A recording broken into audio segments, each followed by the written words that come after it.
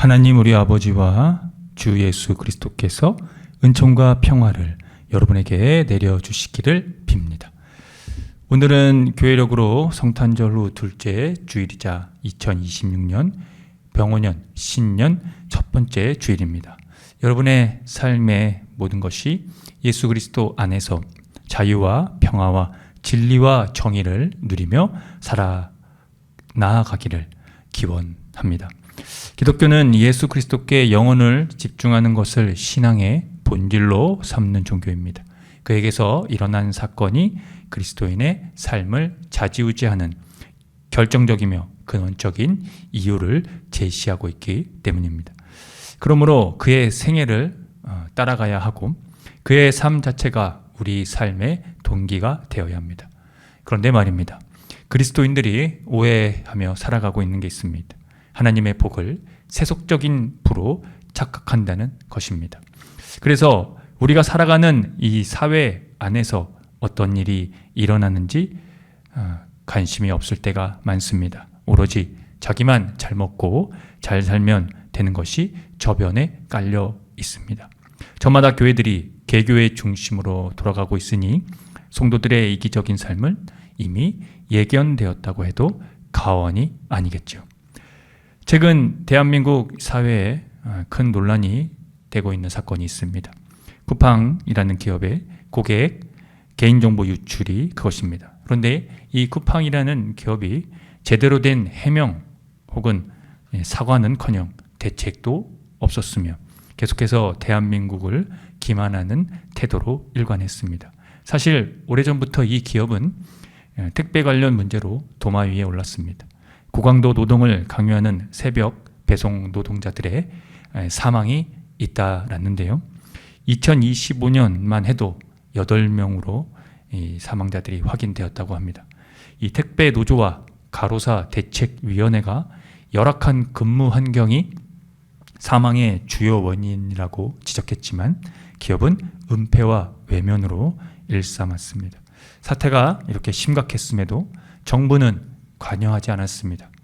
정권과 유착관계가 아니라면 절대 이럴 수 없는 일들이 벌어진 것이죠. 문제는 고객이 존재한다면 노동자들의 이 사망을 막을 수 없다는 것입니다. 사회 이슈로 보도되기도 했지만 사실 그때뿐이었습니다.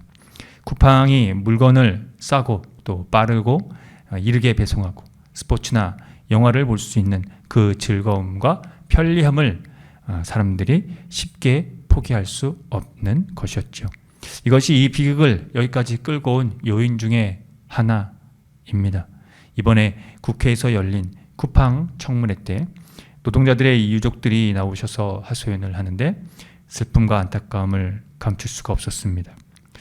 여러분들께 묻겠습니다. 이런 사회에서 기독교인들은 어떻게 살아야 할까요?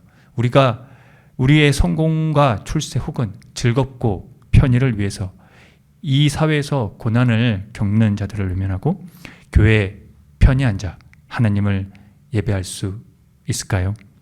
앞서 그리스도인들의 삶은 예수님께 일어난 사건이 좌지우지한다고 말씀드렸습니다. 오늘 에베소서 기자는 그것을 그리스도 안에서라고 표현을 했습니다. 이와 비슷한 표현으로 그리스도를 통하여 이 아들 안에서라는 표현을 저자는 반복했습니다. 3절에서 이렇게 시작을 합니다. 하나님께서 그리스도 안에서 하늘에 속한 온갖 신령한 복을 우리에게 주셨다고 말입니다. 그리스도 안에서 하늘에 속한 이 온갖 신령한 복이란 이 저자의 말에 의하면 창조전에 우리를 택하시고 사랑해 주셔서 거룩하고 흠이 없는 사람이 되게 하신 것과 하나님의 자녀로 삼으시기로 예정하시고 그의 피로 구속 곧 죄의 용서를 받게 하심과 하나님의 신비한 뜻을 알려주신 것이 그것입니다. 여기서 하나님의 신비한 뜻은 하늘에 있는 것이나 땅에 있는 모든 것을 그리스도 안에서 통일되게 하려는 것이었다고 합니다. 통일은 유대인과 이방인을 그리스도 안에서 상속자로 삼으셨다는 것을 가리킵니다. 그래서 기자는 그것을 하나님의 사랑하시는 아들 안에서 우리에게 거저 주신 하나님의 영광스러운 은혜라고 했고, 그리스도 안에서 진리의 말씀, 곧 구원의 복음이라고 했습니다. 오늘 요한복음 기자도 이 부분을 이렇게 기록을 하고 있습니다. 말씀이 육신이 되어 우리 가운데 거하심에 우리가 그의 영광을 보니 아버지의 독생자의 영광이요 은혜와 진리가 충만하더라고 말입니다. 종합해보면 하늘에 속한 온갖 신령한 복은 우리가 구하기도 전에 주어지는 하나님의 은혜이며 그리스도의 존재론적 변화의 실증이고 구원의 증거입니다.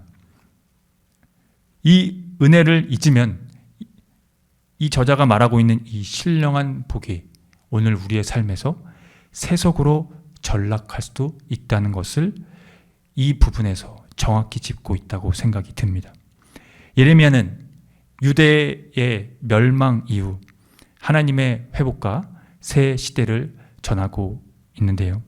하나님이 그들을 북녘 땅에서 데리고 올 때 맹인과 다리 저는 사람과 임신한 여인과 해산하는 여인이 함께 있고 처녀와 젊은이와 노인들이 함께 춤을 추며 기뻐한다고 합니다. 율법으로는 배제된 사람들과 사회적으로 약자들이 하나님의 회복의 중심이 되고 있다는 것입니다. 고난을 겪는 이들을 위로하시는 하나님이 회복과 새 시대의 궁극적인 목적이라는 것입니다. 율법은 모세를 통하여 받았지만 은혜와 진리는 예수 그리스도로 말미암아 생겼다는 것의 실체라고 할 수 있습니다. 신약 성경에 이런 진술이 결정적으로 말하려는 의도는 보이지 않는 하나님이 그리스도 안에서 그의 영광과 은혜와 진리 가운데 우리에게 현시되었다는 것입니다. 그러나 세상은 그를 알아보지 못했습니다. 그의 백성은 그를 맞아들이지도 않았습니다.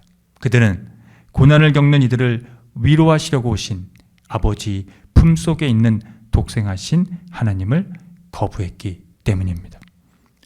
사랑하는 성도 여러분, 우리가 살아가는 이 사회에 고난을 겪는 이들과 함께 하면서 은혜와 진리가 되시는 세상이 알아보지 못했던, 그리고 그의 백성은 그를 맞아들이지 못했던 예수 그리스도를 늘 찾읍시다.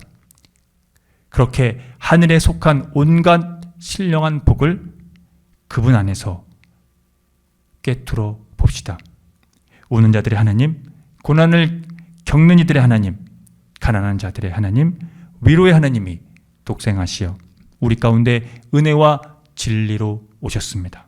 그 주님을 여러분의 영혼을 다해 맞이합시다. 그런 한 해의 시작을 하면서 이 한 해가 마치는 날에도 고난을 겪는 자들과 함께 연대하는 그런 여러분이 되시기를 기원합니다. 함께 기도합니다.